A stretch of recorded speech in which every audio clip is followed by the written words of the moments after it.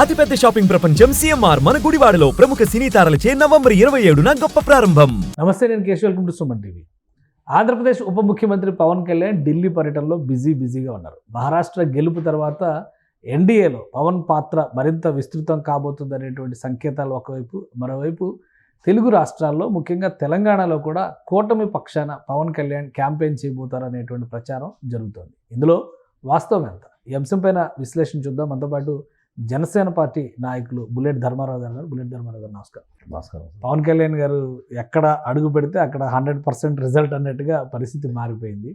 So elections results తర్వాత, Maharashtra elections results తర్వాత చాలా చర్చ నడుస్తుంది. ఏంటి జనసేన అధినేత ప్రణాళిక, ఆయన ప్లానింగ్ ఏ విధంగా ఉండబోతుంది? ఢిల్లీలో బిజీగా ఉన్నారు, సరే రాష్ట్ర ప్రభుత్వ పక్షాన ఉండేటువంటి కార్యక్రమాలు ఉంటాయి, అయితే పొలిటికల్ ఎజెండా కూడా ఖచ్చితంగా ఉంటుంది.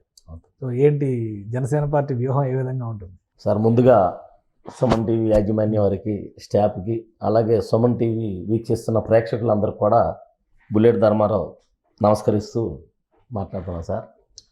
సార్ ఏదేమైతే మనందరం కూడా చిరకాల కోరిక పవన్ కళ్యాణ్ గారిని ఎక్కడో ఉవ్వెత్తు స్థానంలో చూడాలని ప్రతి ఒక్కళ్ళ ఆశ, ఎప్పటి నుంచో బలమైన కోరిక ఉన్న వాళ్ళందరికీ కూడా ఇవాళ పవన్ కళ్యాణ్ గారు ఆయనంటే ఏంటో చూపించే స్థాయిలోకి వెళ్ళిపోయాడు. వాళ్ళు ఎవరికి కూడా అందనంత ఊహించని స్థాయికి ఇలా వెళ్తారని ఎవడో కూడా ఊహించలేదు. ఎందుకంటే ఇవాళ చూసాం, నిన్నగాక మన ఆంధ్రాలో ఎలక్షన్లు అయితే one side voting. Pawan Kalyan garu లేకపోతే కూటమి గెలుపు లేదనేది ప్రతి ఒక్కరికి తెలిసిన నగ్న సత్యం. నేను పవన్ కళ్యాణ్ గారికి, జనసేనకి, రాధారంగ మిత్రులు మద్దతు తెలియజేసి 42 నియోజకవర్గాల్లో నేను కమిటీలు వేయడం జరిగిందండి. అన్ని కులాల వారీగా నేను రాధారంగ మిత్రులు, రంగా గారి అభిమానులు అందరం ఒక తాటి మీద తీసుకొచ్చి ఆయన పిలుపు మేరకు ఆయన్ని ఎప్పటికైనా మేము సీఎంను చూడాలా అనే ఒక బలమైన మా కోరిక మాకు బలంగా నాటుకుపోయి ఉంది. ఇప్పుడు ఏంటి నేషనల్ పాలిటిక్స్లో పవన్ కళ్యాణ్ గారి పాత్ర చాలా పెరిగిపోయింది అంటే ఏమంటారు? ఏ విధంగా ఉండొచ్చు భవిష్యత్తులో ఆయన పాత్ర? ఇంకా ఏమన్నా మారే అవకాశాలు ఉన్నాయా? 100% సార్, 100% అందరూ ఎప్పుడెప్పుడు అని ఊహించని రీతిలో పవన్ కళ్యాణ్ గారు స్ట్రైట్ రేట్ వెళ్ళిపోతుందని.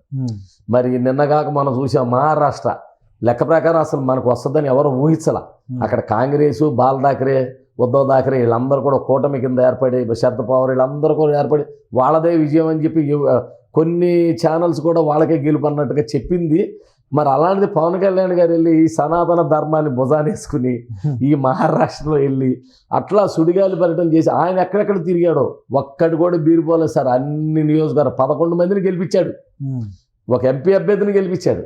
ఇంకా ఆ ఒక ప్రభావం అన్ని నియోజకవర్గాలు సనాతన ధర్మాన్ని ఎప్పుడైతే భుజానేసుకున్నారో పవన్ కళ్యాణ్ గారు, ఆ స్ట్రైట్ రేట్ పెరిగిపోవటం, ఈ యొక్క మహారాష్ట్రలో అందరికీ గుండెల్లో పవన్ కళ్యాణ్ అంటే ఏంటో చూశారు అంతే. కానీ అంటే ఈ సనాతన ధర్మం అనే ఇమేజ్ వేసుకుంటే మిగతా మతాలన్నీ దూరం అయిపోతున్నాయని చర్చ నడుస్తుంది కదా. జనసేన పార్టీకి అది ఇబ్బందికరమైన అంశం కదా? లేదండి, అది పొరపాటును కూడా అది కావాలని ప్రతిపక్షాలు బుర్రచల్తారని ఎవరు కూడా పవన్ కళ్యాణ్ గారు ఎప్పుడు ఒక వర్గాన్ని ఎప్పుడు కించపరుస్తూ మాట్లాడలేదండి. అందరూ నా వాళ్ళే, అన్ని కులాలకు నేను ఆదరిస్తాను కానీ అని ఎవరిని కూడా ఏ కులాన్ని కూడా వ్యతిరేకించి మాట్లాడాల. పవన్ కళ్యాణ్ గారు తీసుకున్న నిర్ణయం చారిత్రక నిర్ణయం, తప్పు లేదు. అంతేగాని కావాలని కొంతమంది వైసీపీలో ఉన్న మింగుడు పడక ఈయన పెరిగిపోతున్నాడు, ఈ స్ట్రైట్ పెరిగిపోతుంది, ఎలా అడ్డుకట్టేయాలని వేస్తున్నారు. కానీ అరచేతిని అడ్డుకట్టి సూర్యకిరణ ఆపలేం కదండి. అలాగే పవన్ కళ్యాణ్ గారిని ఎదుగుదలను కూడా ఎవరు ఆపలేరు. 100%. ఇప్పుడు రాబోయే ఎలక్షన్స్లో Delhi elections, Bihar elections, Tamil Nadu elections ఇవన్నీ చర్చ నడుస్తుంది. పవన్ కళ్యాణ్ గారు అక్కడ కూడా క్యాంపెయిన్కి వెళ్ళొచ్చు, వెళ్ళకపోవచ్చు. సరే అవన్నీ పక్కన పెడితే తెలంగాణ మీద ఏదో స్పెషల్ ఫోకస్ అని చర్చ ఉంది. నిజమేనా? అసలు అటువంటి పరిస్థితి ఏమైనా ఉందా? 100%. లాస్ట్ ఎలక్షన్స్లో, తెలంగాణ అసెంబ్లీ ఎలక్షన్స్లో 0 రిజల్ట్ అని ఒక విమర్శ ఉంది. తెలంగాణలో పవన్ కళ్యాణ్ గారి ప్రభావం ఏమీ పనిచేయదు అంటే ఏమంటారు సార్? అలా అయితే మరి ఆంధ్రాలో కూడా అంతకుముందు 0 పవరేగా. మరి ఇవాళ 164 ఎలా వచ్చినాయి? కాబట్టి గత ఇవాళ జరగబోయేది, గతంలో జరిగింది వేరు, ఇవాళ జరగబోయేది వేరు. ఇవాళ పవన్ కళ్యాణ్ గారు స్ట్రైట్ రేట్ అంత పెరిగిపోతూ ఉంటే ఎవరండి ఇంకా ఆయన ఆపగలిగే శక్తి ఎవడికి లేదు, ఒక భగవంతుడు తప్ప. ఆయన ఇవాళ మన ప్రధానమంత్రి సాక్షాత్ మోడీ గారికి ముద్దు బిడ్డ. ఎంతో పవన్ కళ్యాణ్ గారు అంటే ఒక తుఫాన్ అని, పవన్ కళ్యాణ్ గారు అంటే ఆయన గడ్డంతో నిమిరి ఒక కొంత కొడుకులాగా. ఆయనకి ఏం లేదండి. 100% చిత్తుగా ఇక్కడ ప్రతిపక్షాలను వాడగొడతాం. తెలంగాణలో జనసేన, నాకు తెలిసి టీడీపీ, బీజేపీ, సో మళ్ళీ ఆంధ్రాలో ఎన్డీఏ ఈక్వేషన్ సేమ్ అండి. పవన్ కళ్యాణ్ గారు ఇక మోడీ గారు ఇక ఆశయాలతో వచ్చారంటే ఇవాళ చంద్రబాబు నాయుడు గారు కూడా వాళ్ళ పవన్ కళ్యాణ్ గారి సలహాలు కూడా తీసుకుందే ముందుకెళ్ళే పరిస్థితి లేదు. ఎందుకంటే ఆయన కూడా కలిసే పవన్ కళ్యాణ్ గారి నిర్ణయానికి కూడా ఆయన వ్యతిరేకించట్లేదండి. చంద్రబాబు నాయుడు గారు కూడా పవన్ కళ్యాణ్ గారికి పెద్దపేట వేస్తున్నారు.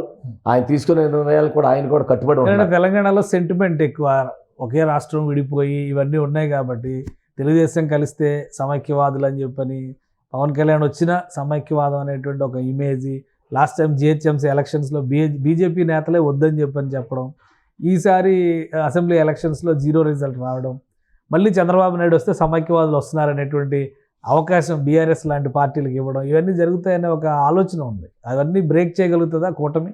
నాకు తెలిసి నేను 100% బ్రేక్ చేయగలుగుతారండి. ఎందుకంటే చంద్రబాబు నాయుడు అయిన వారు ఇవాళ హైదరాబాద్లో తెలియని వ్యక్తి ఏం కాదు.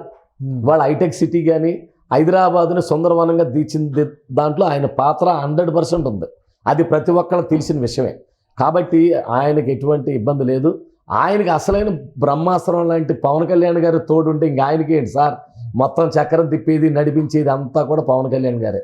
ఇవాళ ఆయన ఖచ్చితంగా తెలంగాణలో డంకా విజయ దుందుబి భోగిస్తారు. రేపొద్దున పవన్ కళ్యాణ్ గారికి సపోర్ట్. సో ముందుగానే ప్రిపరేషన్ తెలంగాణలో గ్రౌండ్ వర్క్ మొదలుపెట్టారు 100% మొదలుపెట్టారు. అన్ని నియోజకవర్గాల్లో మొదలు పెడతారా లేదా ఎంపిక చేసిన? అంటే ముందు నేను నా ఒక అభిప్రాయం ఏంటంటే ఈ తెలంగాణలో మొట్టమొదటిగా ఈ హైదరాబాద్లో దాదాపు 100 చిల్లర దాకా నియోజకవర్గాలు ఉన్నాయి కదా సార్. ముందు సరౌండింగ్స్లో ఉన్న నియోజకవర్గాలు, సరౌండింగ్లో ఉన్న నియోజకవర్గాల మీద దృష్టి పెడుతున్నాం. ఈ దృష్టి పెట్టిన తర్వాత దాన్ని బట్టి ఇక ఆటోమేటిక్గా రాష్ట్రం అంతా కూడా సూటిగాలి పర్యటన చేస్తారు మా నాయకులు. నేను ఎవరికైతే పగ్గాల చెప్తున్నానో మాకు సహాయ సహకారాలు అందించేది ఎక్కువగా ముమ్మారెడ్డి ప్రేమ్ కుమార్ గారు కానీ, మరి ఇంకా కాపు సంఘం నాయకులు ఉన్నారు, మన మిరియాల రాఘవరావు కానీ, అరవ రామకృష్ణ గారు కానీ, ఈ హైదరాబాద్లో ఉన్న కాపు సంఘం పెద్దలండి. మిరియాల రాఘవరావు గారు అంటే మా మచిలీపట్నం వాసి. ఓకే, ఆయన అంటే ఇక్కడ కూడా చాలా మందికి బాగా పేరు ప్రఖ్యాతులు ఉన్నాడు. మాకు అన్నగారు అవుతాడు మిరియాల రాఘవరావు గారు, మాకు అత్యంత ఆప్తుడు. ఇప్పటి నుంచి అంటే ఎలక్షన్స్ ఇంకా చాలా దూరం ఉంది, టైం ఇంకా ఉంది, ఒక 3.5 ఏళ్ళు ఉంది దగ్గర తెలంగాణలో. ఇప్పటి నుంచే కూటమి నాయకులు, కూటమి పార్టీలు తెలంగాణలో బలమైనటువంటి క్షేత్రస్థాయిలో పనిచేయడానికి ప్రణాళికను సిద్ధం చేసుకున్నారా? పవన్ కళ్యాణ్ గారు కూడా ఏదో ఎన్డీఏ కన్వీనరు, కో కన్వీనర్ ఇలాంటి చర్చలు నడుస్తున్నాయి. అలాంటివి వచ్చే అవకాశం ఏమన్నా? 100% వచ్చినా ఆశ్చర్యపడక్కర్లేదండి. ఇంకా ఆయనకన్నా అంతకన్నా ధీటుగలవాడు ఎవరు కూడా కనబడతలా. ఆయనకి మీరు అన్నట్టుగా 100% రావచ్చు. అయితే ఇంకా 4 ఏళ్ళు ఉందో, మీరు టైం 3 ఏళ్ళు ఉందో అంటున్నారు కదా సార్. వాళ్ళ మన మెట్రో రైలు స్టేషన్ కట్టాలంటే పిల్లర్లు పాతుకుని రావాలా. ఈ పిల్లర్లు కట్టి పైన వేసుకుని ఎంత టైం పడుతుంది కదండి.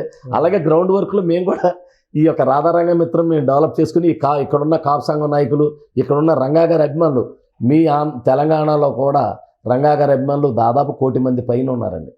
ఎవరికి కూడా తెలియని నగ్న సత్యం ఏంటంటే అభిమానులు అన్ని కులాల్లోనూ, ఒక్క కాపు కులమే కదా, అన్ని కులాల్లో రంగాగారు అంటే, ఎందుకంటే ఉమ్మడి రాష్ట్రంలో ఉండగా రంగాగారు హైదరాబాద్లో చాలా మందికి పనులు చేసి పెట్టాడండి.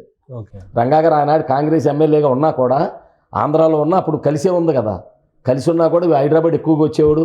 మరి వాళ్ళ అబ్బాయి కూడా రాధాబాబు కూడా ఇక్కడ వీళ్ళందరినీ ఒక దగ్గర చేసేటువంటి ప్రయత్నం మీరు చేస్తున్నారండి. నా వంతుగా ఏంటంటే ఈ కాపు సంఘం నాయకులందరినీ కూడా ఒక దగ్గర తీసుకొచ్చి ఇక్కడ రంగాగారి ప్రభావంతో పవన్ కళ్యాణ్ గారి మద్దతుగా తెలంగాణలో కూడా మేము రాధారంగ మిత్రమని జెండా పాతాల, మళ్ళీ ఇక్కడ కూడా ఆంధ్రాలో మేము ఏ విధంగా అయితే సపోర్ట్ చేసి గెలిపించుకున్నామో తెలంగాణలో కూడా మేము గెలిపించుకోవాలని మా యొక్క ఆలోచన, మా యొక్క కోరిక. రైట్, థ్యాంక్ యూ ధర్మారావు గారు మీ విశ్లేషణ అందించినందుకు. ఇది ధర్మారావు గారు చెప్తున్నటువంటి అంశం ప్రకారం చూస్తే జనసేన పార్టీ ఈసారి తెలంగాణ ఎన్నికలో ఒక కీలక పాత్ర పోషించడానికి సన్నద్ధం అవుతుంది. అలానే ఎన్డీఏ కూటమి పెద్దల ఆశీస్సులతో పవన్ కళ్యాణ్ ఇక్కడ చక్రం తిప్పుతారని ధీమాగా చెప్తున్నారు. రాబోయేది ఎన్నికలకి సమయం ఎక్కువ ఉన్నప్పటికీ కూడా రాబోయే రోజుల్లో క్షేత్రస్థాయిలో జరగాల్సినటువంటి పార్టీ నిర్మాణ కార్యక్రమాలని చురుగ్గా నిర్వహిస్తామని ఆయన చెప్తున్నారు. ఇది special discussion. Keep watching. Suman టీవీలో మీ పర్సనల్ అండ్ బిజినెస్ ప్రమోషన్స్ కోసం కింది నెంబర్కి కాంటాక్ట్ చేయండి.